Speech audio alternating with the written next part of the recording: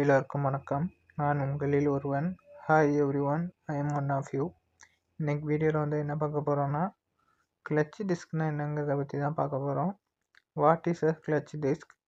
Clutch disk என்பது இரண்டு பக்கங்களிலும் உராய்வு பொருள் பொருத்தப்பட்ட ஒரு சுற்று இரும்பு தகடாகும். இது ஃப்ளைவீல் மற்றும் ப்ரெஷர் பிளேட் இடையில் வைக்கப்படும். The clutch disc is a circular metal plate with friction material on both sides. It is placed between the flywheel and the pressure plate in a manual transmission vehicle. இந்த clutch disc ஓட function என்னன்னு பார்ப்போம். Function of clutch disc. clutch disc என்ஜினில் இருந்து டிரான்ஸ்மிஷனுக்கு சக்தியை மாற்றும் பணி செய்கிறதுங்க. இது என்ன பண்ணுது? என்ஜின்ல இருந்து டிரான்ஸ்மிஷனுக்கு சக்தியை மாற்றும் வேலையை செய்கிறது. கிளட்ச் பெடலை அழுத்தும் போது கிளட்ச் டிஸ்க் விலகி என்ஜின் மற்றும் வீல்கள் இடையிலான தொடர்பை துண்டிக்கிறது. இதோட இந்த டிஸ்கோட உள்பகுதியில் இருக்கக்கூடிய காம்பனண்ட் என்னென்ன பார்ட்ஸ்லான்னு பார்த்தோம்னா, components inside the clutch disc, அதாவது ஃப்ரிக்ஷன் லைனிங், டோர்சியன் ஸ்ப்ரிங், ஸ்ப்ளைண்ட் ஹப், தமிழில் சொல்லப்போனால் உராய்வு பரப்புகள், டார்சன் ஸ்ப்ரிங், ஸ்ப்ளைன் ஹப்.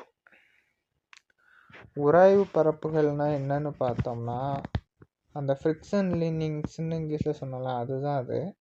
இந்த கிளட்ச் டிஸ்கில் இந்த மேல் பகுதியில் அம்புக்குறி போட்டு காமிச்சிருக்குல்ல, அதுதான் அது.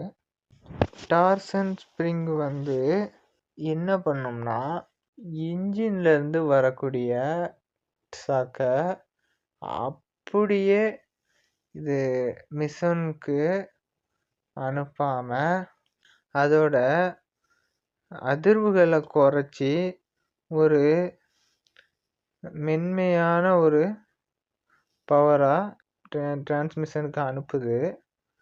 இதனால் அதிர்வுகளை இது எடுத்துக்கிடுது. அதுலேருந்து வரக்கூடிய அதிர்வுகளை எடுத்துட்டு அதை குறைச்சி ஒரு மென்மையாக எந்த ஒரு அதிர்வும் இல்லாத மாதிரி கொண்டு போய் சேர்க்குது.